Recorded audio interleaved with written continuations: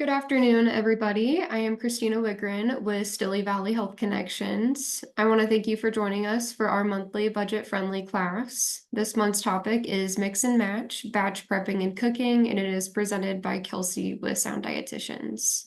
For everyone who is joining us live, please note that this class is set up in a Zoom webinar format. This means that all participants are muted and your videos are turned off so that we can record this presentation.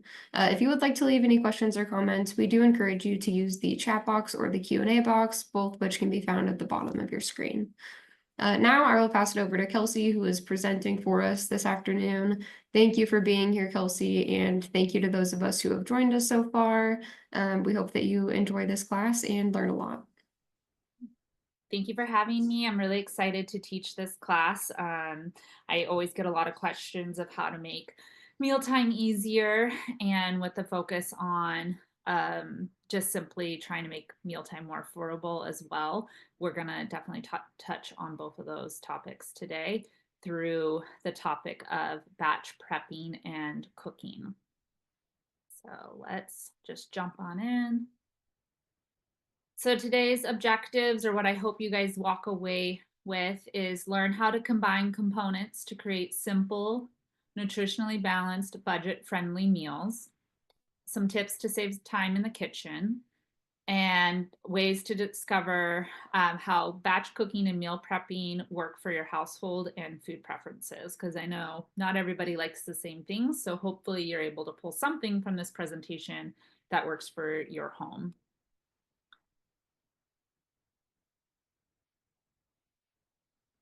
So what is batch cooking? I just put this slide in here just in case people aren't familiar with it. And I kind of like to think of two different styles of ways of batch cooking. The first involves preparing large quantities of food at once and storing them to be eaten throughout the week. I guess this goes to both types of methods. So one can be a large amount of a single item, such as chili or like a casserole or like a big soup, and you eat the same thing throughout the week. Or, which is going to be more of our focus today, is cooking single items and then pairing them together or combining them in a certain way to create a nutritionally balanced meal to have different meals throughout the week. And why that's going to be our focus is usually people don't like to eat the same thing over and over. I mean, sometimes they're fine with the same meal left over once, but they don't want to eat it 5 nights in a row. And I find that when we have some staples pre-cooked in our refrigerator or some stuff that we can pull out of the pantry, then it's easier to kind of throw a meal together that's nutritionally balanced. And people are more willing to do that if they're not eating the same thing over and over.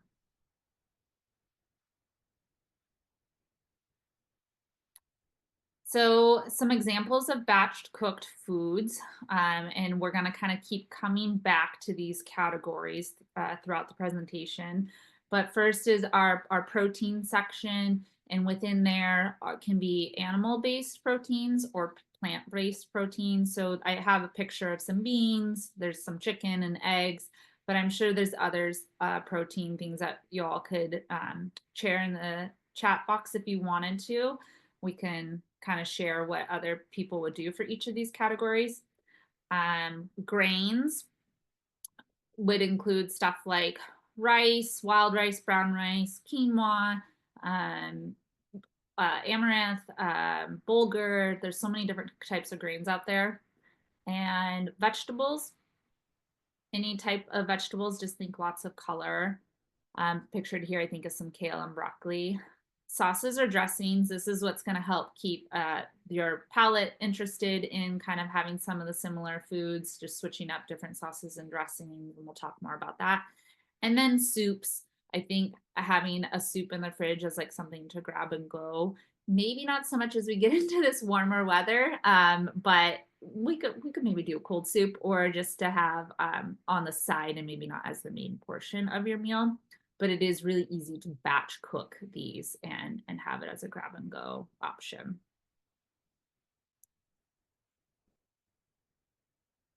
And I'm trying to see, I don't see the chat box if anyone wanted to add to that slide. Let me just open it up. No. Okay. So why meal prep? The first category, yeah, sorry about that, is save time and money. I think that's why a lot of you signed up for this class is food has just become insanely expensive, and we're trying to find ways to cut back spending in the household. And a lot of people go back to like, well, how can we do that with cooking? Because that is kind of one of our biggest expenses. And then time's precious. We're busy, especially if you have kids, or you're working, and like you get to the end of the day and you're tired and you don't want to spend hours in the kitchen preparing a meal. If we batch cook or prep some ingredients ahead of time, this can save us a lot of time throughout the week. Um, Buying ingredients in bulk also reduces the cost per unit. So when we are batch cooking, we tend to buy more of an ingredient, and then cook it all at once. So that makes it cheaper in the long run because it does reduce the cost overall. And then we're less likely to buy takeout or pre-made meals if you already have ingredients prepared, because you're not like tired and just like, whatever, I'm just going to get something that's already made, and which ends up costing a lot more money. And I'll show you an example of that towards the end of the presentation of how much money we can save if we're making stuff at home. Reduces stress, so eliminates the daily dilemma of what's for dinner. And this, I'm going to give you guys breakfast and lunch ideas, but mostly I think dinner is the hardest meal for households, because it's just the end of the day. We're tired. We don't want to have to figure out like another meal to eat. But like I said, I'll give you some examples for breakfast and lunch as well. You don't have to worry about making the last minute decisions. And then it just kind of creates a sense of calm and control when there's a plan in place. So if we put a little time aside at the beginning of the week to kind of create a little outlet line for the rest of the week, we know that that's in place. And then we aren't constantly like, okay, what's for dinner today? What's for dinner today? And then nutritionally balanced. When we make ingredients or we have some food pre-made ahead of time, it's more effective in ensuring that we're going to have all the components of a meal to make it balanced. And we'll go over those components. But if you have them prepped ahead of time and you know that they're in your fridge, like you made your grocery list, you shopped for them, you cooked some up or cut them up or whatever food item it is, if it's prepped, then we're likely to eat it. And be able to add it to a meal easily. And then that second bullet, kind of same thing. You can deliberately choose ingredients to cover your nutritional needs. So what are those needs? So balanced plate with batch cooking. We want to think of kind of that my plate that I know in many of my presentations that I've done for Stilly Valley, we've gone over this. So I didn't put a specific picture of it here, but you can easily Google the my plate model if you're curious, if you haven't seen it before. But basically it's 1/4 of a protein choice, 1/4 carbohydrate, and then the other half of your plate is veggies.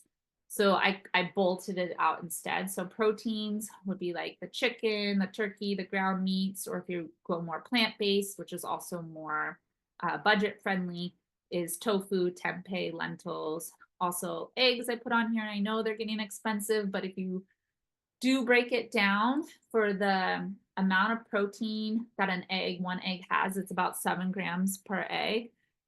It's still cost effective, even with the rising cost of eggs, to meet your daily needs of protein if you choose to include eggs in your meal plans. And then beans or legumes are also another inexpensive way to meet this protein category. And then carbohydrates, this includes your rice, your quinoa, your potatoes, your whole grain pastas. It could also be like starchier vegetables.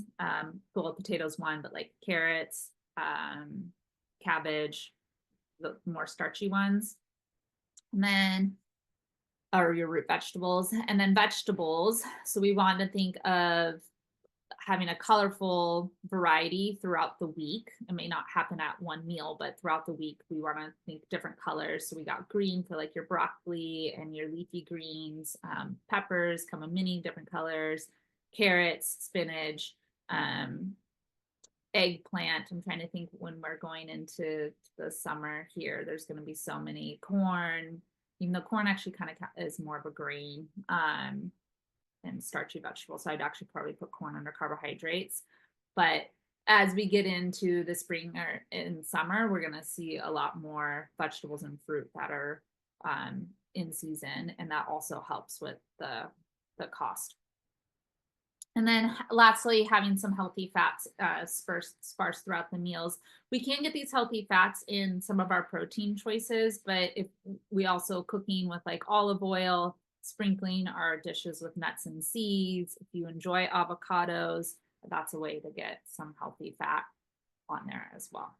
And you might be asking, well, the healthy fat isn't listed on the My Plate model, and it assumes probably that it's going to be part of your protein option, or maybe part of your veggie option.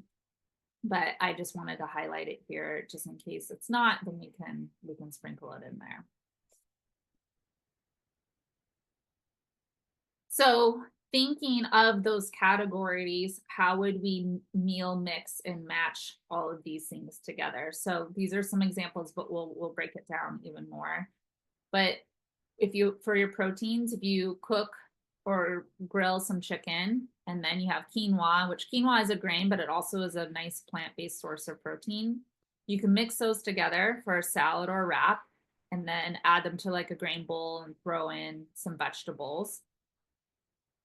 For your carbohydrates, try roasting some brown rice, some quinoa, some potatoes, maybe some pasta, and then these can be paired with any protein or veggie combo. And then your vegetables, you have your roasted vegetables. You could just chop up some fresh vegetables and have them ready to go. Because if they're already washed and chopped up, you're more likely to eat them than if they stay whole in the refrigerator. And then you can add them to bowls or plates or just any side dish. And then spicing it up with different marinades or sauces like curry, soy sauce, tahini, salsa. All of those, if you think about it, if you pause and think about those different things that I listed there, those all have a very, very different flavor profile and can make you really think like, oh, I'm having something completely different, but you're still using maybe the same components that you pre-cooked at the beginning of the week. So like if you make a huge thing of grilled chicken, that's kind of like basic with maybe some olive oil, salt, and pepper, and keep it really simple. And then you have like a simple grain like brown rice, and then just some vegetables that you roasted with a little olive oil and salt. And then you have these 4 different sauces, tossing the meat in like a different sauce, or the vegetables, maybe you throw a different sauce on a different night, or maybe you dip it into some salsa. These can make the meal feel and taste a lot different. And then that way you don't think you're eating the same thing, but you didn't have to prep a million different things to have these different tasting meals.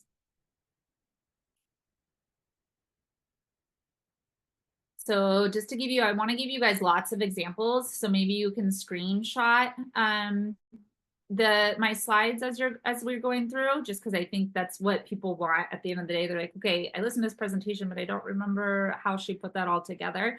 And you can also, I mean, you can Google some of these ideas too, but this is, please take snapshots however you want to try to remember to pair stuff together.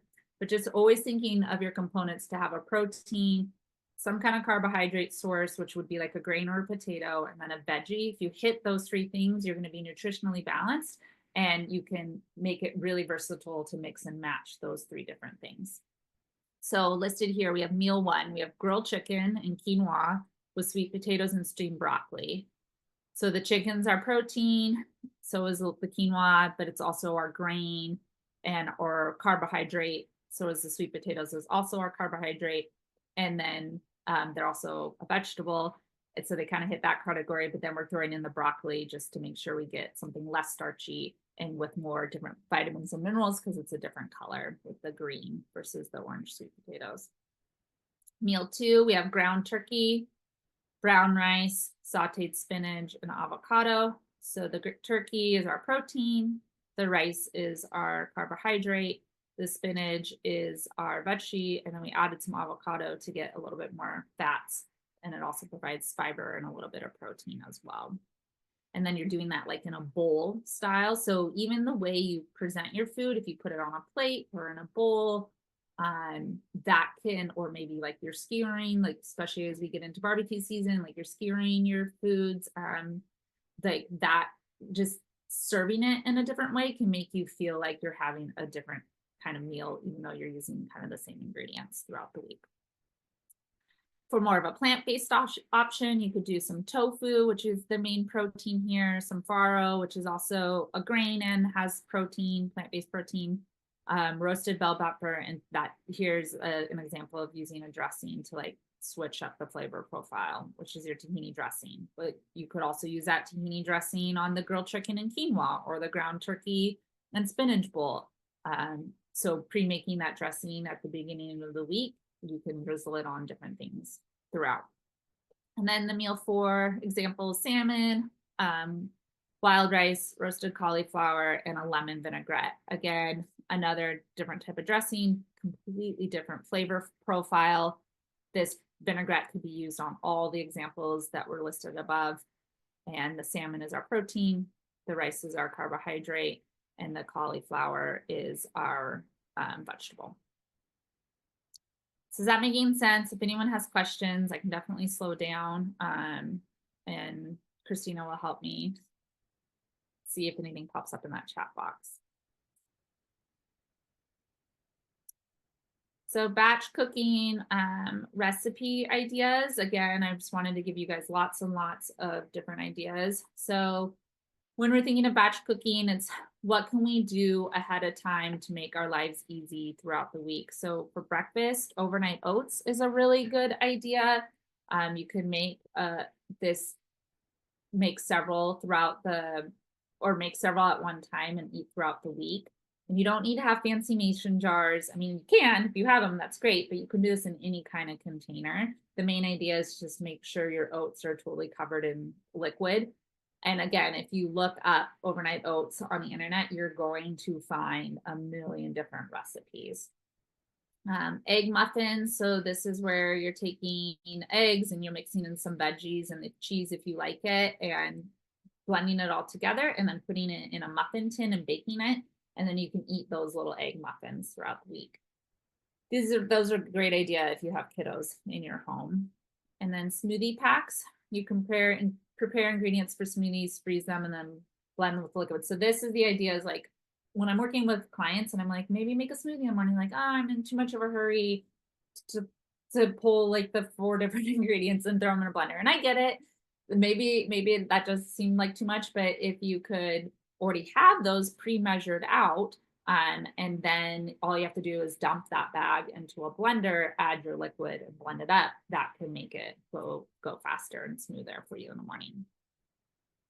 Some lunch and dinner ideas, more bowls. So you layer your grains, your proteins, and your veggies, and you top with the dressing. Stir fries are an excellent way to get lots of veggies and really mix up the flavor profiles with any type of sauce that you put on top of. Or if you pre-cook a whole bunch of different veggies, like for stir fry, you could pull out one of the veggies and just put it on a plate and pair it with your protein and your starch or your carbohydrate.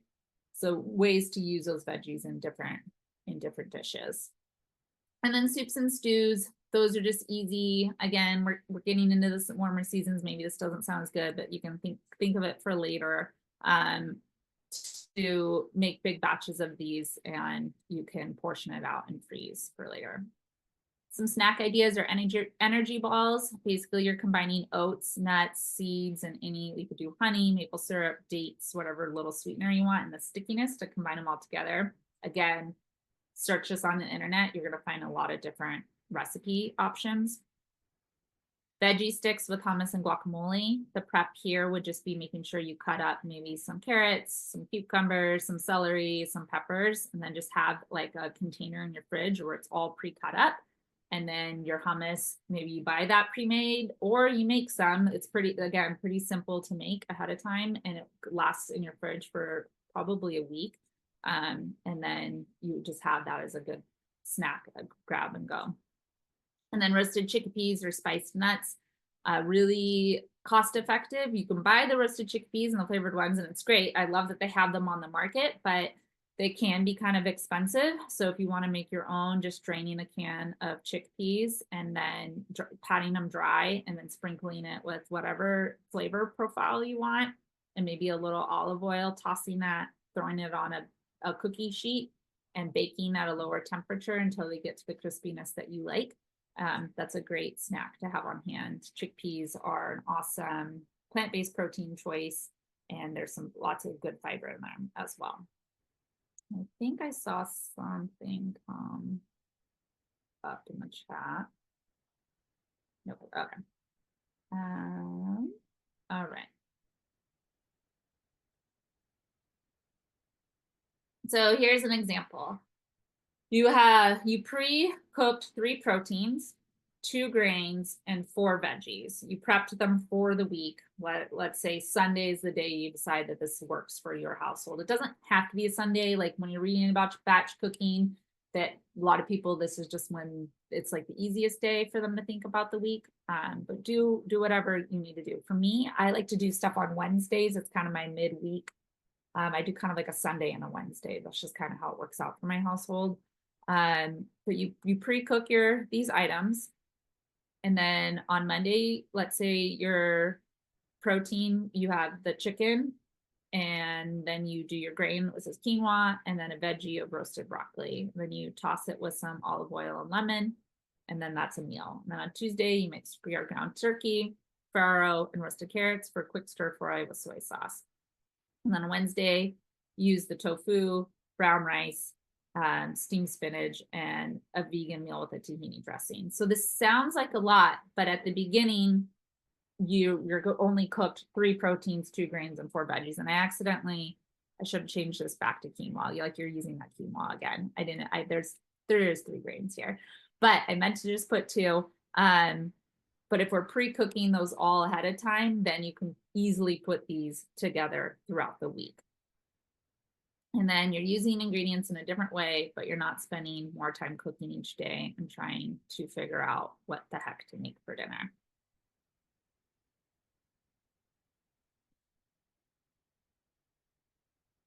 So these are some common batch cooking challenges or questions that I get, is like, how do I avoid getting bored with the same meals? And I kind of already went over this, but if you're rotating sauces and dressings, try different spice blends, keep meal combinations fresh by swapping in different veggies or grains.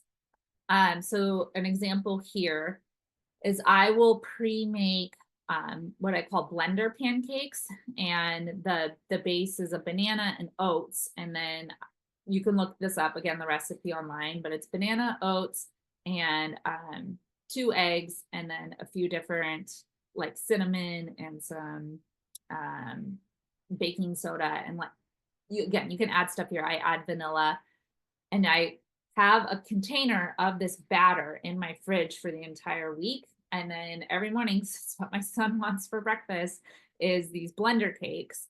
So I keep it fresh instead of cooking all the cakes at one time and reheating them, just because the texture is kind of weird. And then he thinks he's just getting leftovers over and over. I just freshly cook the pancakes in the morning, but it's really easy because I've already made the batter. I pull out the griddle, I throw on 2 pancakes worth of the batter. And then how I keep it interesting for him is I swap out the different fruit, because we just do fruit in the morning. And then that's kind of what keeps the plate looking different and guaranteeing that he's getting different vitamins and minerals, because we're doing different colors of fruit in the morning with it. And then if you want to boost up the protein for this, there is protein within that batter already, but if you want to get even more protein, you can play around with different maybe like meats to place with it, like if you want to do like a turkey bacon or a chicken sausage, or maybe a little bit more eggs. But you don't have to. Like this would work as an option, or putting like nut butter, peanut butter on top of the pancakes, and then just switching out your fruit. So that's like one example that we do in our house. Another challenge I hear is, how do I keep food fresh throughout the week? Store ingredients separately if possible, and use airtight containers. Freeze extras after 3 to 4 days.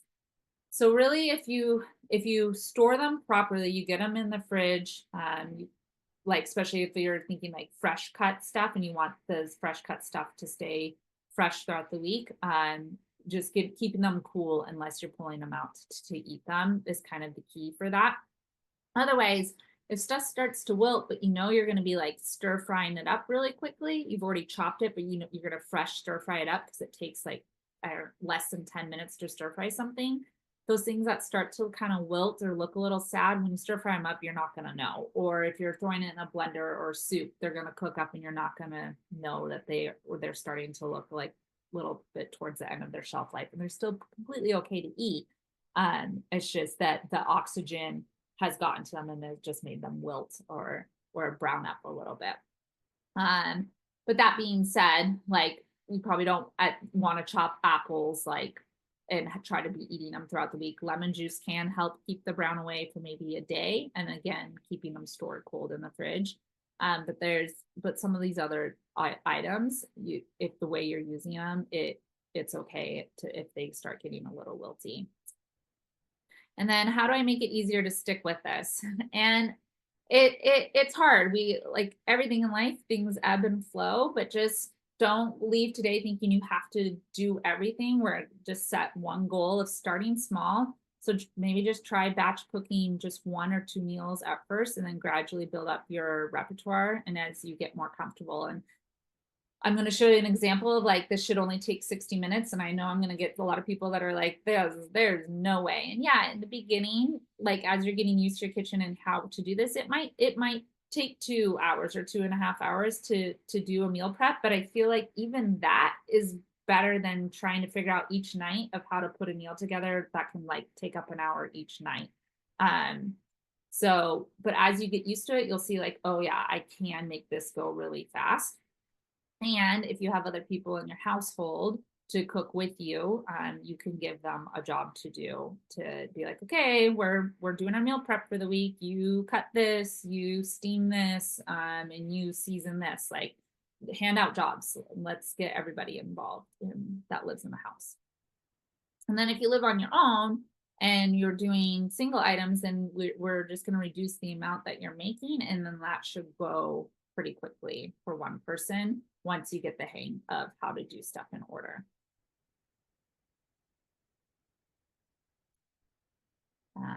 So how to make this efficient of all those meals that I just shared with you. Plan ahead. Like planning is key, like making those lists, thinking of, okay, what is it that we want to eat this week? Even if it's only 3 meals that you're preparing, that's going to feel so much better than having 0 meals prepared ahead of time. It's gonna reduce the time you're spent in the kitchen by quite a bit. And then like the previous slide we just talked about, you can build on this. So you're going to choose your day to cook and prepare everything, if that's how it works, or you can break it up into 2 days throughout the week. That's just works for our family. You're going to create a shopping list based off of the recipes. So let's say like, okay, Monday, I just want to do like a chicken and some rice and some veggies. Just keep it super simple. I'm hitting those 3 groups. But then Tuesday, I want to do Taco Tuesday.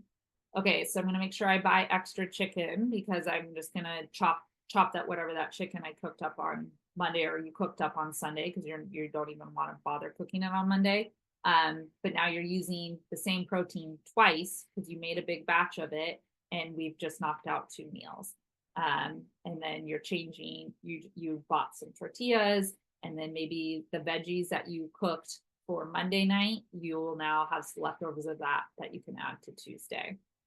So you kind of like picture it out of the week, and you can kind of really write it out and see what you want to make and how you can combine the components. That can be really, really helpful, just spending a little bit of time doing that.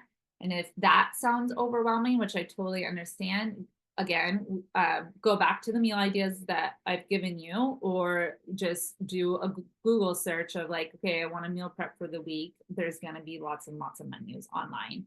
And one of my favorite resources, and I can type this in the chat box, I'll do it now, is the Real Food Dietitians website. and they have like it all broken down by categories of by meal or by cooking utensil, by diet. And I'm on their newsletter and it's free. And they send me like, okay, this is what you're going to cook for the week. I don't always do it, but at least gives me ideas if I'm starting to get bored with like my normal repertoire.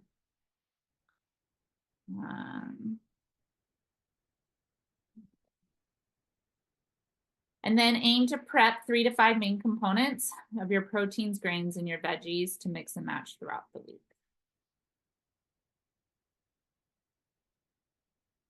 So tools to make this easy is to use that oven, roast multiple trays of veggies at once, because then that ensures that you'll have a lot of different types of veggies to grab and go. But again, you can have them fresh.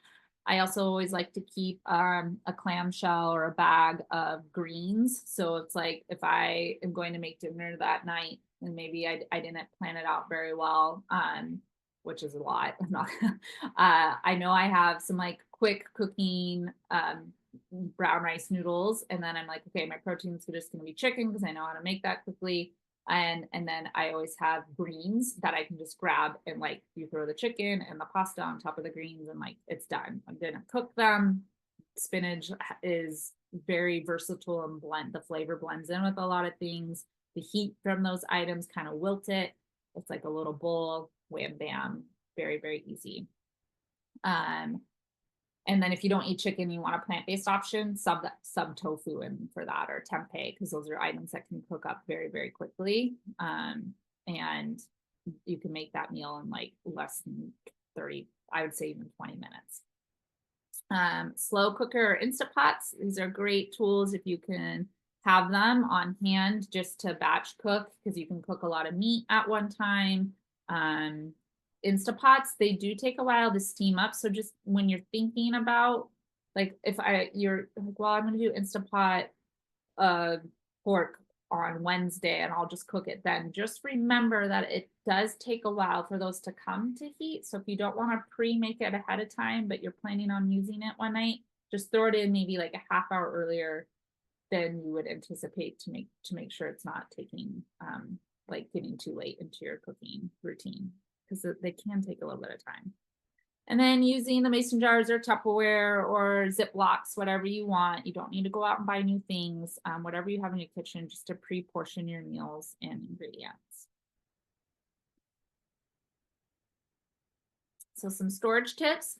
If you're cooking something hot, cool it within 2 hours, and by getting it in the fridge. This just ensures food safety. Label meals with the date they were made and freeze portions that won't be eaten in for like 3 or 4 days. Honestly, I've cooked grains and they've lasted me the whole week. That batter that I was talking about, the pancake batter, it lasts me the whole week. Just use your nose, sniff it, use your eyes, look that there's nothing different, changing color or anything. The sniff test, though, is probably the safest bet. But I think this is what we say, the 3 to 4 day rule, just to be on the safe side. Store in a freezer for 3 months. Again, I think stuff can be stored a little bit longer. It just might not taste as fresh. You might start getting a little bit of that freezer burn occurring, but you can like wash off the frozen stuff. I've done it before. Do what you're comfortable with, but I think safe bet for flavor preservation is that 3-month rule. And then store sauces or dressings separately to prevent sogginess. So like if you want to create like a salad bar in your fridge, so you have your lettuce all ready to go, it's washed, all your veggies pre-cut up. Don't throw the dressing on top.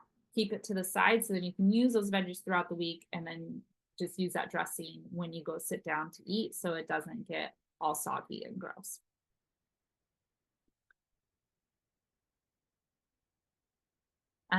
So are you cooking for run? Freeze whatever you made in half. Or another idea, which I meant to put on here, maybe find another friend that you wouldn't mind being like, hey, I'm going to cook these 2 meals this week, but I don't want to eat lasagna every night and I don't want to freeze half of it. Would you want to do like a swap? And maybe they cooked like a soup, or they made a few separate ingredients. And then that way you're only having to cook one thing, maybe two, and then you swap with somebody their half, and so you each have like 3 or 4 different meals, depending on how many different things you guys decide to cook and work it out, but you're having to do less work. And then if you have a family, double the sheet pan, same effort, but more meals. So yeah, you might be chopping up a little bit more things, but you're already doing it. So you might as well just continue to chop 2 or 3 more potatoes at that time and cook it then instead of cooking it later.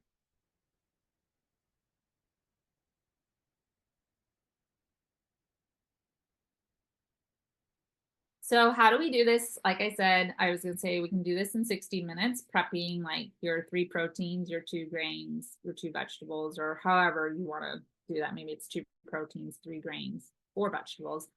But start your rice, or your quinoa or your whatever your grain is in like a rice cooker or on the stove top. Get that going, knowing that it's gonna have to come to a boil. It's gonna then have to cook and then sit. So just get that going and then preheat your oven if you know you're gonna be baking some chicken or veggies in the oven while that rice is cooking. And then at between 10 and 15 minutes into this hour clock countdown, you're chopping your veggies, you're seasoning whatever your meat is, and then you're getting stuff put into the oven or into the crock pot or into what are people also really into, air fryer. Maybe you're gonna barbecue a whole bunch of stuff up at one time. Get them into their heating things. The veggies are, depending on how fine you chop up the veggies, they'll probably cook a little bit faster than your meats. It kind of depends on what you're making and how you're making it, but they can take about the same amount of time, or I would say the veggies will go a little bit faster. That also being said, if you cut things up smaller, even like your meats or your veggies, just think smaller they are, the less cooking time they're going to need, but you're spending a little bit more time chopping them up. And then for the 45-minute to 60-hour or 60-minute within that hour, these items are cooling while you're cleaning up the mess from pre-cooking all of these. So I know this is like, you're thinking like, Kelsey, this is crazy. Like you made that sound really easy. And like I said, in the beginning, it's going to be kind of clunky if you haven't done a lot of batch cooking. But as you get used to your kitchen, you get used to the different apparatuses you have, this can go very, very, very quickly. And just keeping it simple. Okay, so why are we talking about this? We want to save money. And some people are like, well, the cost of food to go to a grocery store, it's so expensive anymore. Like, why am I doing this? And yes, our grocery bills have gone up, but that also means the restaurant prices per plate have also gone up. So I did an average search in Washington State for these items listed to compare it to like if you were to get a similar meal at a restaurant. So chicken breast, 1 pound chicken breast, which is usually like 2 breasts. So we'll say that's 2 servings. Is a average cost is $4.06.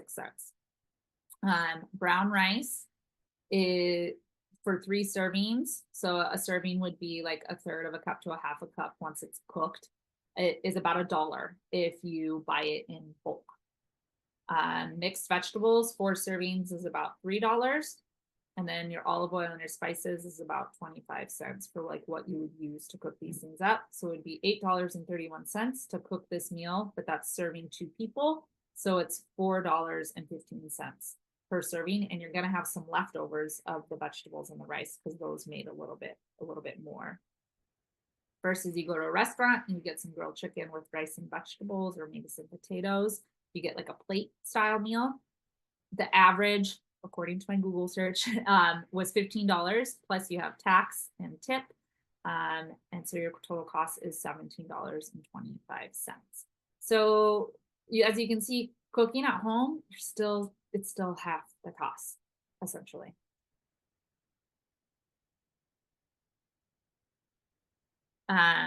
So yeah, it saved us $13.97. I think my math actually, this is from an old slide. It might be a little off there. And why it adds up. If you eat out just 3 times a week instead of cooking at home, you could be spending an extra $41.91 weekly, or $1,637.64 annually. So when we start thinking about that, it's like, wow, eating out, when it really does add up over time.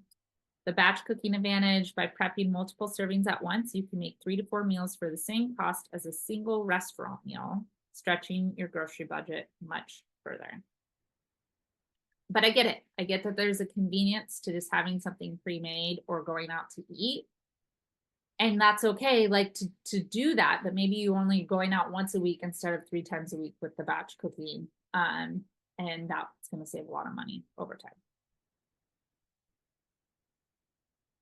So in conclusion, batch cooking saves time, money, reduces stress, and helps create balanced meals. Planning ahead and using versatile ingredients can make meal prepping easy and enjoyable. And as I said, to start small and build up as you go. So my goal or wish for you all today would be to pick one item from each category. So pick one protein, pick one vegetable, and pick one carbohydrate, and batch cook those and just see how that feels. How fat, like maybe time it of how long it took you. And if it took a really long time, be like, okay, well, what is there, like an efficiency part? Did I go in order of when things should be cooked? Is it my knife skills? Do I just need to work on chopping? Is it I didn't have all my ingredients pulled out of the fridge and ready to go? Did I not really plan it? And then I just kind of started pulling stuff out of my cupboards. Just ask yourself questions and see how you can speed it up for next time. And then if it goes great and you're like, okay, that was easy, then maybe you add to just one of those categories. You do 1 protein, 1 carbohydrate, 2 vegetables, and then just kind of keep building as you go. And I promise you, it will get easier. Yeah, so that concludes the presentation for today. Does anybody have any questions, anything you want to go over?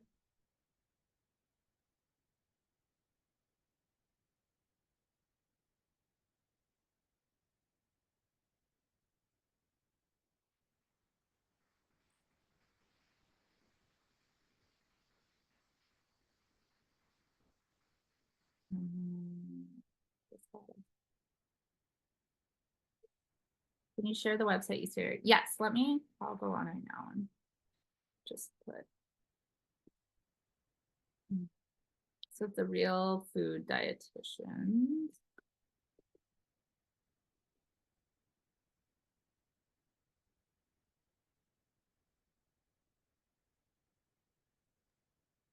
Hey, Kelsey.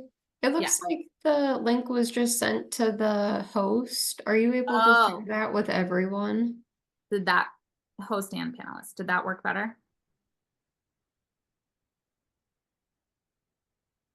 Let me see. I can go ahead and share it with everybody if that didn't go through. On my end, it says to host and panelists, but I don't know. There it is. There we go. Perfect. Okay. Wonderful. Well, while we wait for any questions to come in, I'll just let you guys know that as you're leaving today's presentation, there's a quick 6-question survey for if you guys have any thoughts on the presentation or if you have any ideas for future presentations. We always love to hear them.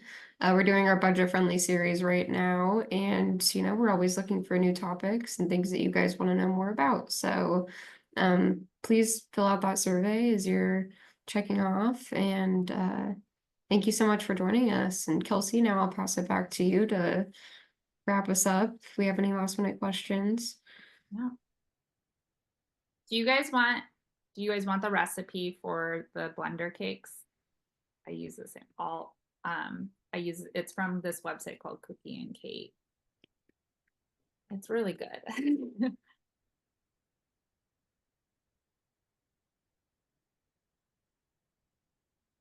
Except, Christina, you're probably, I don't know why it's not.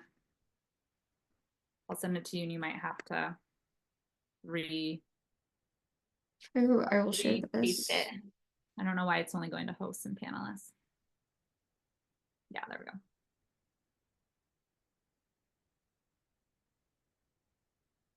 Okay. That sounds delicious. Yeah, they're really good. Makes life really easy, especially if you have kiddos. Wonderful. And I see a question in the chat about the survey. It should auto-populate on your screen as you're leaving, but if not, I'll send it out with the recording of this class tomorrow morning. That way, if anyone missed the class, they can watch it, or if you want to rewatch any of this, you can pull it up, and then I'll have that survey link in there as well.